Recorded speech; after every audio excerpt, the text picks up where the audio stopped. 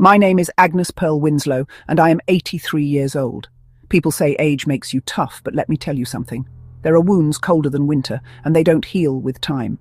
On Christmas Eve, the night was cruel. 31 degrees Fahrenheit, the kind of cold that seeps into your bones and whispers for you to quit.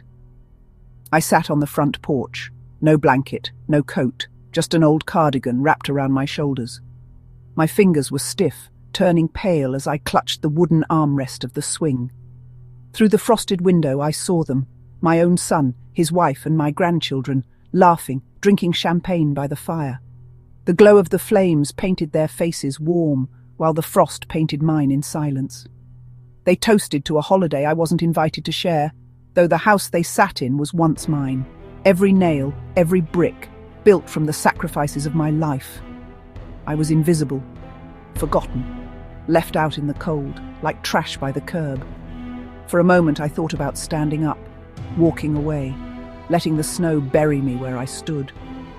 But something deep inside refused. Not like this, Agnes. Not like this. And just when I thought the night would swallow me whole, I heard it. Tires crunching on gravel, a car door slamming shut. Then a voice I hadn't heard in years. Grandma? I froze. My heart skipped so hard it hurt. I lifted my head slowly, my breath trembling in the frozen air. And when my eyes met the figure stepping out of that car, my entire world shifted. Tell me in the comments, if this was your grandmother, would you walk inside and confront the family, or take her away without a word? I want to know what you would do. But what happened next made my family's faces turn as pale as the snow on the ground. The world often thinks betrayal comes fast, like a lightning strike. But the truth? It creeps in slow, so quiet you don't notice until it's wrapped around your throat. For me, it began the year I moved in with my son, Richard Winslow. After my husband Henry died, the house felt too big, too empty. Richard said, "Mum, you shouldn't live alone anymore. Move in with us. We'll take care of you." At first, it felt like a blessing. I had my grandkids under one roof. I could smell Sunday pancakes, hear laughter, feel alive again. I gave Richard everything, my savings, my pension, even signed the house into his name, believing his promise that you'll never have to worry again. But slowly things shifted. It started with little comments. His wife Lydia would sigh when I walked into the kitchen. "Don't you have a knitting club or something?" she'd say, as if my presence was dirt on her carpet. The grandkids, Chloe and Ethan, grew up with glowing screens in their hands and less patience for an old woman who just wanted to talk. Then came the rules. I wasn't allowed to sit in the living room during movie night. My meals were brought to me on a tray, like I was some burden in a nursing home. If I wanted the heat turned on in my room, I was told the bill was too high. I kept quiet. I prayed. I told myself family was family, and maybe I just needed to adjust. But deep down, I felt myself fading into the walls. And on that Christmas Eve, when Lydia said with a smile too sharp to be sweet, "Agnes, why don't you sit outside for some fresh air while we tidy up?" I knew. I wasn't being cared for. I was being erased. So there I sat, outside in the bitter cold, watching the glow of my own fireplace through glass I no longer had the right to sit behind, until those headlights cut across the driveway, until that familiar voice broke the silence. If you're still here with me, tell me in the comments. Do you believe family can truly betray you, or is it always outsiders who wound us the worst? And when I saw who stepped out of that car, I realized the past I thought I'd lost was about to come roaring back into the present. The headlights faded, and for a moment I thought the cold had tricked me into hearing voices that weren't there. But then, he stepped into the light. It was Daniel, my grandson. Not Richard's son, but my daughter's boy. The one I hadn't seen in nearly 10 years. The last time we spoke, he was barely 20, hot-headed and stubborn. He'd joined the police academy against everyone's wishes, including mine. I told him the world was cruel enough without him chasing criminals. He told me, "Grandma, someone has to stand up for the people nobody listens to." Grandma, he said again, his voice cracking with something between anger and sorrow. "What are you doing out here? You're freezing." My lips trembled, but not just from the cold. I wanted to tell him everything, how I'd been treated, how I'd been silenced, how Christmas had turned into a cage. But the words stuck in my throat. Behind the glass, I saw shadows move. Richard, Lydia, the grandkids. Their laughter had stopped, their faces pressed against the window, eyes wide. They hadn't expected him. They hadn't expected anyone. "Grandma, come on," Daniel whispered, slipping his coat around me. "You're coming inside, with me."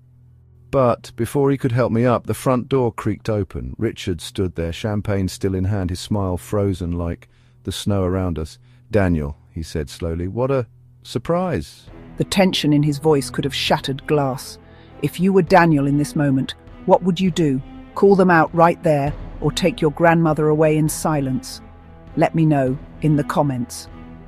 Richard stood in the doorway, blocking the warm glow of the fire like a wall I could never pass through.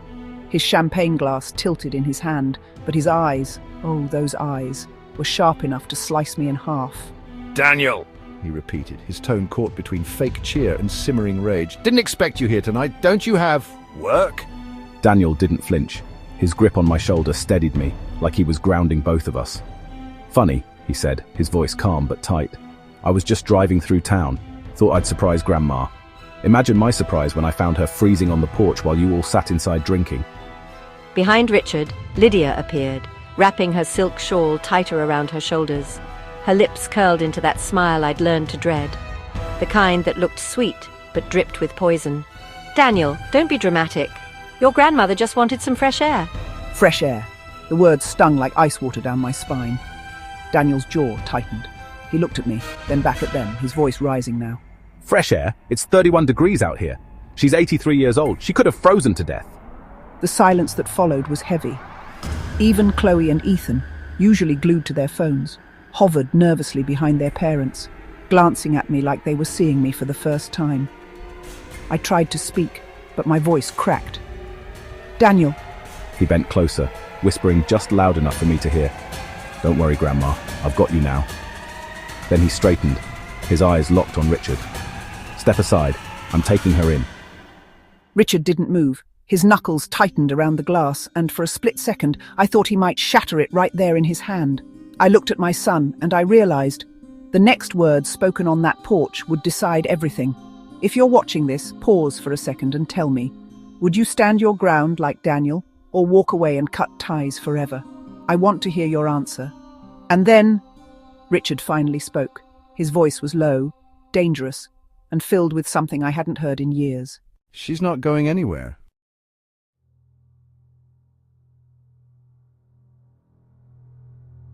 Daniel didn't back down. He tightened his grip and prepared to move. Lydia's smile faltered. Chloe and Ethan exchanged a look. Richard's hand trembled slightly on the glass. He leaned down again and said softly, "You're coming with me." I felt something shift inside me as I stood, steadied by his hand. Behind us, the house sat quiet, firelight trapped inside. Choices had been made on that porch that would echo long after the snow melted. The night swallowed us as the car door closed. And for a long time after, I listened to the sound of my own heartbeat, wondering what would have happened if no one had come. The porch fell silent, except for the sound of snow crunching under Daniel's boots as he stepped forward. His frame blocked the cold wind, and for the first time that night, I felt shielded. Richard, my son, the boy I once held in my arms, the man I trusted with everything, stood in the doorway like a guard to a prison. His eyes narrowed, his jaw twitched. "She's not going anywhere, Daniel," he repeated, his voice cutting through the night like broken glass. Daniel didn't back down. His hand tightened on my shoulder. "She's a human being, not your prisoner." Lydia scoffed from behind Richard, her voice sharp. "No one's keeping her prisoner. She chooses to be here. Don't you, Agnes?" My lips parted, but the words died before leaving. The truth burned in my chest, but fear of being cast out, fear of being completely alone, kept me frozen. Daniel looked at me, his eyes softening for a moment. "Grandma, tell me the truth." The world seemed to hold its breath. Inside, the fire popped, sending sparks into the chimney. Chloe and Ethan whispered behind their father, nervous, unsure. And then Richard snapped. He slammed his glass down on the porch rail, shards of crystal scattering across the wood. "Enough of this. She's staying here. She's my responsibility. You don't get to waltz in after 10 years and play hero." Daniel's voice dropped lower, steadier, each word laced with steel. "Responsibility?" Leaving her out here in the freezing cold is abuse, and you know it. He pulled out his phone, his thumb hovering. You want me to call it in? Want me to file a report? Right here? Right now? Richard's face drained of colour. Lydia's eyes widened. The children stood frozen. I could feel the power shifting. For the first time in years, I wasn't the one trembling under their rules. If you were in Agnes's shoes, would you speak up right there in front of everyone or stay quiet and let Daniel fight for you? Comment below. I want to know. As Daniel waited for my answer, I opened my mouth, and with 6 simple words, I watched Richard's face go white. The porch lights hummed. My breath came out in white clouds, shaky, heavy. For 83 years I had swallowed my pride, my pain, and my words, especially around Richard, but not tonight. I looked at him, my son, the man I'd given everything to, and finally let the truth slip past my lips. 6 words. This is not your house. The words cut deeper than any blade. Richard's face drained of colour. Lydia's sharp smile vanished. The grandchildren shifted, confused, whispering to each other. Daniel's brows furrowed. He glanced at me. Grandma, what do you mean? I tightened the coat around my shoulders and straightened my back as much as my bones would allow. My voice shook, but I forced it out. I never sold this house. I signed it into Richard's name, but I kept the deed in mine. My lawyer, he has everything. The silence was suffocating. Richard's hand trembled against the doorframe. Lydia's fingers dug into his arm. "You're lying," she hissed. But I wasn't. I'd lived too long to trust completely. Even when I signed those papers years ago, something inside me whispered to hold back, to protect myself in case family turned into strangers. And tonight, that whisper saved me. Daniel's jaw set firm, a flicker of pride flashing in his eyes. So legally, this house still belongs to Grandma. Richard's voice broke. No, that's not... He stopped himself, but his face betrayed him. He knew it was true. The power in that moment shifted like an earthquake. For the first time in years, I wasn't just a forgotten old woman. I was the owner. I was the matriarch. Tell me this in the comments. Do you think Agnes should throw them out right then and there or give them one last chance to change? I want to hear what you do. And as Richard's glassy eyes met mine, I realized this standoff was far from over. Because secrets, old, ugly secrets, were about to come boiling to the surface. The weight of my words hung in the cold air like smoke that wouldn't clear.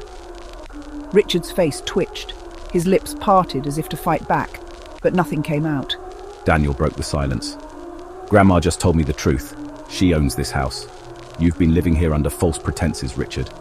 His voice cut sharp, steady, like every word was a verdict. Lydia stepped forward, clutching her shawl tighter, her face pale but her tongue venomous. "So what if she does? Without us, Agnes wouldn't survive a single day. We've given her food, shelter, everything." My laugh came out broken, bitter. Food? You serve me scraps on a tray and lock me in the cold while you feast by the fire. Shelter? You've turned my own home into a prison. Chloe shifted nervously, whispering to Ethan, "Is that true?" Her young eyes darted between me and her parents, the truth unraveling before her like a thread she couldn't ignore. Richard finally snapped, his voice cracking like thunder. "Don't twist this, Mom. You gave me this house because you couldn't manage anymore. You needed us." His eyes burned with anger, but behind it, I saw fear. Daniel stepped closer, his badge glinting in the porch light. Needed you, or did you need her? How much of Grandma's pension and savings have you drained over the years, huh? How much money have you taken in her name? Lydia's face blanched, and for the first time she was silent. My heart clenched. There it was. The truth I'd buried deep, the suspicion I'd been too afraid to voice. And now, exposed under Daniel's relentless gaze, it was undeniable. You don't understand. Then make us understand. If you're following along, tell me in the comments. What do you think Richard's biggest secret is? Money? Lies? Something worse? Let me hear your guess. And just as the fire inside began to burn hotter than the one in the hearth, Richard said something I never expected. Words that shattered everything I thought I knew about my family. Richard's shoulders slumped, his usual arrogance melting into something heavier. Guilt, fear, maybe even shame. His eyes darted to the fire, then back at me, then at Daniel. Fine. You want the truth? Here it is. I felt my chest tighten. I had braced myself for lies, for excuses, but not this. When your husband, Henry, passed, we couldn't pay off some debts. I took some of your pension, Agnes. I thought I was helping the family survive. I never meant to hurt you. Lydia gasped, clutching her pearls. Chloe and Ethan froze. Daniel's hand tightened on my shoulder, but he didn't speak. I could feel the betrayal in every syllable. The money, yes, but more than that, the trust shattered. I had given my life to raise this man, to teach him right from wrong, and here he was, admitting he had gambled away the love I gave him for convenience. You gambled with more than money, Richard. You gambled with my life, my dignity, my Christmas Eve. And for what? Champagne and comfort while I froze outside. Silence. You have a choice tonight. You can beg forgiveness, or you can walk out and leave your mother to survive alone. The choice is yours. For the first time, I saw fear. Not the controlled, angry kind, but the deep, raw fear of someone realizing they've lost their power. Mom, whatever you choose, we'll protect you. You're not alone anymore. The firelight flickered, casting Richard's face in half shadow. And as he swallowed hard, I realized this was the moment where everything changed. I want you to pause for a moment and comment below. If you were Agnes, would you forgive him or cut ties forever? Don't just scroll. Tell me what you'd do. And then, as Richard's shoulders slumped in defeat, Lydia whispered something that made my blood run cold. A secret that no one, not even Daniel, was prepared to hear. Lydia's voice trembled, but the words she spoke were colder than the December wind. You think Richard's the only one with secrets? He's not the only one who's been lying to you, Agnes. I've been moving money, keeping accounts, hiding things you would never understand. Lydia, what are you saying? I've been taking your retirement funds for years, investing them, paying off debts I thought were yours, Richard's, ours. I never asked. I thought I was helping, but I've made mistakes. Big ones. Chloe and Ethan gasped. Daniel's hand tightened over mine. I could feel the tension like a live wire across the porch. Helping? You call stealing my money, hiding it from me, helping? Richard's face went pale. He didn't expect this. He thought he was the villain of the night. But Lydia had outdone him, unraveling the web of betrayal he'd tried to hold together. Mom, Agnes, it's not your fault. You've been robbed, yes, but now the truth is out. I closed my eyes, taking in the bitter wind, the frost on the porch, the firelight inside that had once been my sanctuary. The family I had trusted betrayed me in ways I'd never imagined. And yet, a small flicker of resolve ignited in my chest. I had survived decades, wars in my own home, grief and loss. I would survive this too. No more lies, no more hiding. Everything ends tonight. Richard swallowed. Lydia stammered. Chloe and Ethan clutched each other, and Daniel nodded at me, silently saying, "We do this together." Quick question for you watching. If you found out someone you trusted had been secretly taking your money for years, what would you do first? Confront, forgive, or cut them off? Comment your choice. But just as I was about to step inside and take control of my house, Lydia did something no one saw coming. She pulled a small envelope from her coat pocket, and in it was a letter that could destroy everything.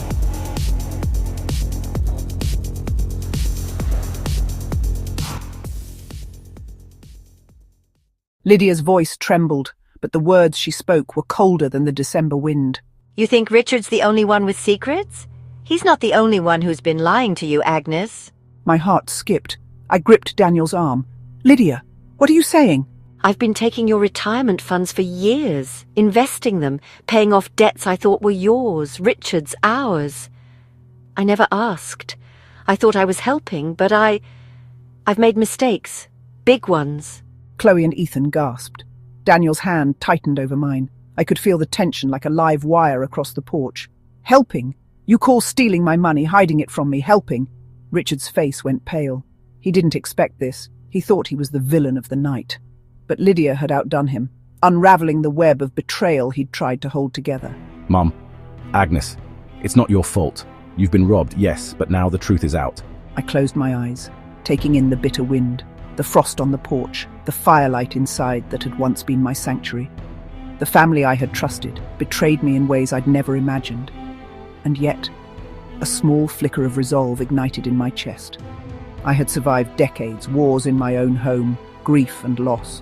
I would survive this too. No more lies, no more hiding. Everything ends tonight. Richard swallowed. Lydia stammered. Chloe and Ethan clutched each other, and Daniel nodded at me, silently saying, "We do this together." Quick question for you watching. If you found out someone you trusted had been secretly taking your money for years, what would you do first? Confront, forgive, or cut them off? Comment your choice. But just as I was about to step inside and take control of my house, Lydia did something no one saw coming. She pulled a small envelope from her coat pocket, and in it was a letter that could destroy everything. Lydia's voice trembled, but the words she spoke were colder than the December wind. You think Richard's the only one with secrets? He's not the only one who's been lying to you, Agnes. I've been moving money, keeping accounts, hiding things you would never understand. My heart skipped. I gripped Daniel's arm. "Lydia, what are you saying?" I've been taking your retirement funds for years, investing them, paying off debts I thought were yours, Richard's, ours. I never asked. I thought I was helping, but I've made mistakes, big ones. Chloe and Ethan gasped. Daniel's hand tightened over mine. I could feel the tension like a live wire across the porch. "Helping? You call stealing my money, hiding it from me, helping?" Richard's face went pale. He didn't expect this. He thought he was the villain of the night. But Lydia had outdone him, unraveling the web of betrayal he'd tried to hold together. Mom, Agnes, it's not your fault. You've been robbed, yes, but now the truth is out. I closed my eyes, taking in the bitter wind, the frost on the porch, the firelight inside that had once been my sanctuary. I opened my eyes. No more lies, no more hiding. Everything ends tonight. Richard swallowed. Lydia stammered. Chloe and Ethan clutched each other, and Daniel nodded at me, silently saying, "We do this together." And as Richard's shoulders slumped in defeat, Lydia whispered something that made my blood run cold. A secret that no one, not even Daniel, was prepared to hear. The weight of my words hung in the cold air like smoke that wouldn't clear. The field of power had shifted. I stood taller than I had in years, and yet this standoff was far from over, because secrets, old, ugly secrets, were about to come boiling to the surface. The porch lights hummed. My breath came out in white clouds, shaky, heavy. For 83 years I had swallowed my pride, my pain, and my words, especially around Richard, but not tonight. I looked at him, my son, the man I had given everything to, and finally let the truth slip past my lips. 6 words. "This is not your house." Agnes, you need to see this. Lydia's hand trembled as she held the small, yellowed envelope between her fingers. The porch seemed to shrink around us. Snowflakes clung to my coat, and the warmth of the fire behind the glass did nothing to soften the tension. I took the envelope from Lydia. The paper was old, brittle, and smelled faintly of smoke. My fingers shook, not from cold, but from the dread settling in my chest. "Whatever it is, Grandma, you can handle it." I opened it slowly. Inside, folded neatly, was a letter written in my late husband Henry's handwriting. My heart pounded. I had thought all of Henry's secrets had died with him, but the words on the page made my blood run cold. "Agnes, if anything ever happens to me, you must know the truth. Our family, our son, they are not as they seem. There is money hidden. There are lies that will ruin everything if discovered too soon. Protect yourself. Protect our home. Trust no one entirely. H." I froze. The revelation hit harder than any cold wind. Richard's jaw tightened.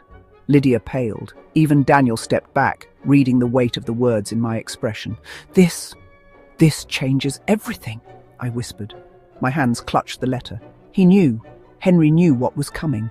Grandma, what does it mean? "It means," I said slowly, my voice steadying, "that everything we've been fighting over tonight, it's only the surface. The real betrayal, the real secrets, are much deeper." "Silence," I cut in, louder this time. My gaze swept over them all. "From this moment, the truth will be laid bare, and I will decide who stays and who leaves my house." I folded the letter carefully and tucked it into my coat. In that moment, I realized one thing. Christmas would never be the same, but neither would I. I had survived betrayal, neglect, and deceit. And now, with the truth in my hands, I would reclaim my life, no matter the cost. Daniel stood at my side, steady and unwavering. "Grandma, what's the plan?" "The plan," I said slowly, deliberately, "is that from this moment on, I decide what happens in my house. Every lie, every betrayal, every dollar stolen, it ends tonight. First, I walked inside. The warmth hit me like a wave, but it no longer intimidated me. Every step I took echoed through the house, not fear but authority. I went straight to the living room where champagne glasses still trembled in their hands. "Look around," I said, my voice sharp, steady. "This is my home, my sanctuary. You turned it into a prison. Tonight, you will pay attention." Agnes, "You hid my money, you lied, you stole my trust. All of it ends now." You want to report the finances, Grandma, or handle it your way? "We'll handle it my way first." Chloe and Ethan watched in silence, their parents finally realizing that I was no longer the quiet, submissive grandmother they'd controlled for years. I called my lawyer, and as Richard and Lydia's eyes widened in panic, I began transferring control back to myself, accounts, deeds, every ounce of authority they had tried to claim. As the night deepened, I realized the house was mine again. The truth was finally out, and for the first time in years, I wasn't afraid. But even as I reclaimed my power, I knew the final act, the one that would either destroy or redeem this family, was still ahead. The living room, once warm and inviting, felt electric, charged with tension. I stood at the center, the letter from Henry in one hand, my phone in the other, Daniel flanking me like a shadow of justice. Richard's face had lost all color. Lydia's composure had cracked, revealing the woman who had hidden greed behind polite smiles for years. "Enough hiding," I said, my voice firm. "Everything you've done to me, every lie, every stolen penny, every moment you left me out in the cold, it ends tonight." Mom, "No more excuses. The truth is on the table and you will face it." Agnes, I didn't mean for it to get this far. I just wanted to help. "Help!" I echoed, my eyes flashing. "You stole, you hid, and you betrayed. Help doesn't do that. You've had your chance. Read it aloud." Agnes, if anything ever happens to me, you must know the truth. Our family, our son, they are not as they seem. Each line struck the family harder than the last. Every secret, every warning, every unspoken fear spilled into the open. "You will listen, you will respect, and you will make amends, or leave my home forever." Agnes, I understand. Mom, I'm sorry. I was wrong. I didn't realize. I should have protected you, not used you. Words are not enough. Actions must follow.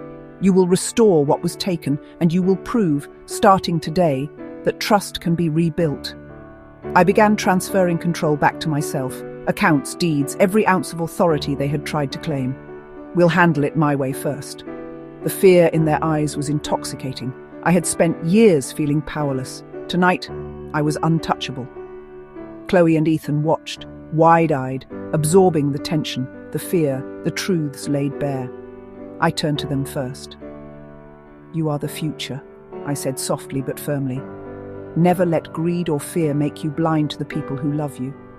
Never let greed or fear make you blind to the people who love you. I don't want to destroy this family. I want you to learn from tonight. Start by acknowledging every wrong you've done and making amends." We will make things right. Mom, they'll listen this time. They see the truth now. I felt the weight of years lift from my shoulders. The house felt warmer, not from the fire, but from justice and truth. As the night deepened, I realized the house was mine again. The truth was finally out, and for the first time in years, I wasn't afraid. But even as I reclaimed my power, I knew the final act, the one that would either destroy or redeem this family, was still ahead. If you're watching, comment below. Would you take back everything they stole from you immediately, or let them suffer quietly first? As the night deepened, I realized the house was mine again. The truth was finally out, and for the first time in years, I wasn't afraid. The final act awaited.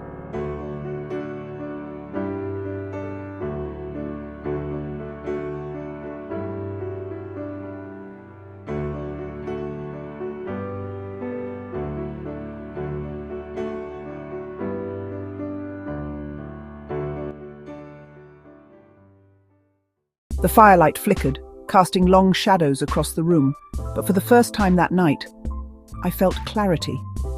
I, Agnes Pearl Winslow, had reclaimed my voice, my house, and my dignity. But I realized something important. This wasn't just about punishment. It was about teaching them the weight of betrayal and the value of love. Grandma, we're sorry. It's not too late to learn, sweetie. Love and respect are what matter most. Never take them for granted. Mom, Grandma, we will make things right. I nodded, Forgiveness wouldn't come instantly, but acknowledgement is the first step. They'll listen this time. They see the truth now. We sat together by the fire. The room was no longer cold. The air felt lighter, filled with tentative hope. "Remember this night," I said, my voice calm yet powerful. "The cold outside, the lies, the betrayals, they taught us something. Family is not just blood. Family is respect, care and honesty. Never forget that." The grandchildren nodded solemnly, tears glimmering in their eyes.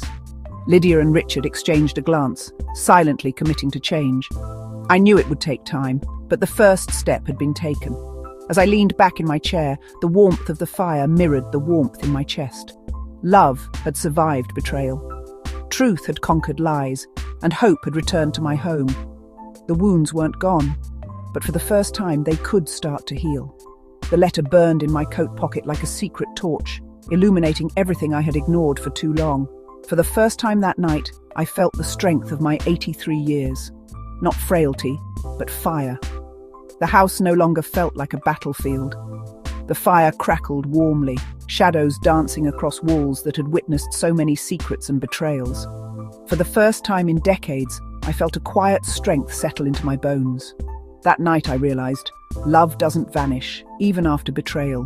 It waits, quiet but strong, ready to teach lessons in courage, forgiveness and strength. And I had finally taken my first step toward real peace. If you're watching, comment below. Could you forgive someone who betrayed you for years if they truly tried to make it right? I want to see your thoughts. The wounds weren't gone, but for the first time they could start to heal. You are the future. The house felt warmer, not from the fire, but from justice and truth. For the first time in years, I wasn't afraid. But I realized something important. This wasn't just about punishment, it was about teaching them the weight of betrayal and the value of love. If you're watching, comment below. What's one lesson about family you've learned from this story? Share your thoughts. I want to hear your heart. And hope had returned to my home. The house was quiet now, but not empty. The tension had dissolved, replaced by a fragile warmth that felt like new beginnings. I, Agnes Pearl Winslow, sat in my chair by the fire, watching the flames dance like memories being set free.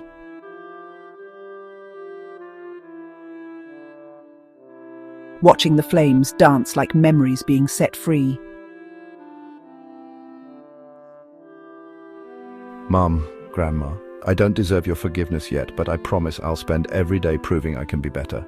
Agnes, I want to make it right too. I see now how wrong I was. Grandma, we're going to be better. I looked at all of them, my heart full yet steady. This house, this family, isn't just brick and blood. It's trust, care, and love. If you betray that, you don't just hurt me, you hurt everyone in it. But if you nurture it, it grows stronger than anything. Mom, you've shown them what strength looks like. I smiled. Strength isn't about anger. It's about standing when the world expects you to fall. It's about facing betrayal with courage. And it's about loving despite the pain. Then, as if the universe itself had been waiting for the right moment, the wind outside shifted. Snowflakes twirled gently, dusting the roof, the porch, the garden, all of it pure and untouched. I realized that even after the coldest nights, warmth always returns. Grandma, thank you for showing us, for staying, for forgiving. I turned to him, my voice soft but clear. Forgiveness isn't weakness, it's wisdom. Remember that. And in that moment I knew love had won, justice had been served, and our family could finally begin again, not perfect but honest, alive and strong. If you're still watching, comment below. What would you do if you were Agnes? Would you forgive, reclaim, or walk away? Let's hear your choice. I leaned back, letting the firelight warm me. The night had been long. The betrayal had been bitter. But in the end, the strength of love, truth, and courage had triumphed. And that Christmas Eve, I realized something unforgettable. Even when betrayal cuts deep, love can heal deeper.